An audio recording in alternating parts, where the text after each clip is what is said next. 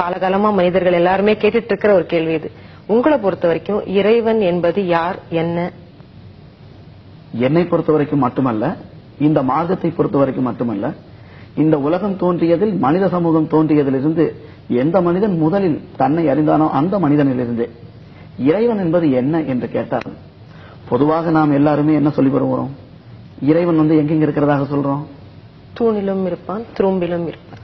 அப்போ அனைத்திலும் இறைவன் இருப்பதாக இருந்தால் அந்த எங்கும் நிறைந்த இறைவனுக்கு ஒரு பெயரோ ஒரு உருவமோ சொல்ல முடியுமா? அனைத்திலும் இருக்கக்கூடிய பொருளுக்கு ஒரு பெயர் ஒரு உருவம் என்று குறிப்பிட்டு சொல்ல இயலுமா? முடியாது.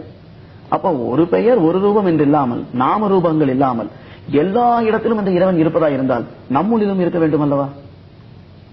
அப்பொழுது நம்முள்ளில் இறைவனை வைத்துக் கொண்டு இங்கே இறைவன் அல்ல, அந்த கோவிலாகும் இறைவன் என்று கூறினால் யார் முதல் நாத்திகவாதி? இறை மறுப்பாளன் யார்? கோவிலுக்கு சென்று கும்பிட்டுக் கொண்டிருப்பவர்கள். இதை உபனிஷத் கூறுகிறது, பகவத்கீதையும் சொல்கிறது. பகவத்கீதையில என்ன சொல்லப்பட்டிருக்குன்னா, இறைவன் யார், எங்கே இருக்கிறான்னு கேட்டா, ஈஸ்வர சர்வபூதானாம் ஹிருதேஷ அர்ஜுனா கிருஷ்ணதி. ஈஸ்வரன் எல்லா ஜீவஜாலங்களுடைய ஹிருதயத்தில் இருந்து கொண்டிருக்கிறான், வாசம் செய்து கொண்டிருக்கிறான் என்று கூறப்பட்டுள்ளது. அதனால்தான் திருமூலர் சொல்றாரு, உள்ளம் பெருங்கோயில் ஊனுடம்பு ஆலயம். இந்த உடல் தான் ஆலயம், இதற்குள் இறைவன் இருக்கிறான். தன்னை அறிய தனக்கு ஒரு கேடில்லை, தன்னை அறியாமல் தானே கெடுகின்றான். தன்னை அறியும் அறிவை அறிந்த பின் தன்னையே அர்ச்சிக்கத்தான் இருந்தானே. அப்ப தன்னைத்தான் அறிதல் என்று சொல்லக்கூடிய அந்த நிலையைத்தான் அவர்கள் கூறினார்கள். அப்ப இறைவன் எங்க இருக்கிறான்னு கேட்டா தனக்குள்ளதான் அந்த இறைவன் இருக்கிறான். இஸ்லாம்ல என்ன சொல்லப்பட்டிருக்கு? நான் உங்கள் பிடரி நரம்பை விடவும் மிகவும் சமீபத்தில் இருக்கிறேன். அப்படின்னா என்ன அர்த்தம்? எங்க இருக்கிறதாக குறிப்பிட்டிருக்கு? உங்களுக்குள்ளதான். அவருடைய அர்ஷ் என்றால் சிம்மாசனம் பேரு.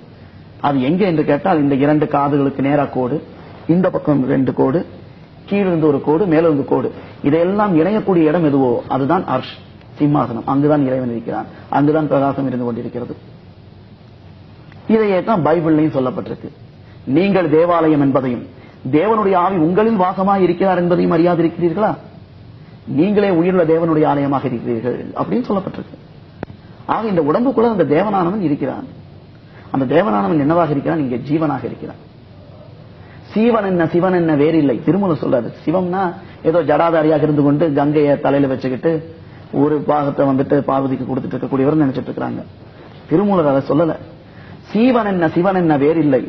சீவனார் சிவனாரை அறிந்தார் இல்லை. சீவனார் சிவனாரை அறிந்த பின் சீவனார் சிவனாராய் ஆயிட்டிருப்பாரு. எப்ப ஜீவன் தன்னைத்தான் அறிந்து கொள்கிறதோ அப்பொழுது அது சிவமாக மாறிவிடுகிறது. இதுதான் கொஞ்ச நேரத்துக்கு முன்னாடி பேசும்போது சொன்னோம். உள்ளே வசிக்கும் காற்றுக்கு வாசி என்று பெயர்.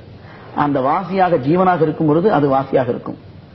அது தானாக மாறிவிட்டது என்றால், தன்மயமாக வெளியில் செல்லாமல் தன்னுள்ளிலேயே நிலைநிறுத்தப்படுகிறது என்றால், அந்த வாசி திரும்பியது. வாசியை திருப்பினா என்ன ஆகுது?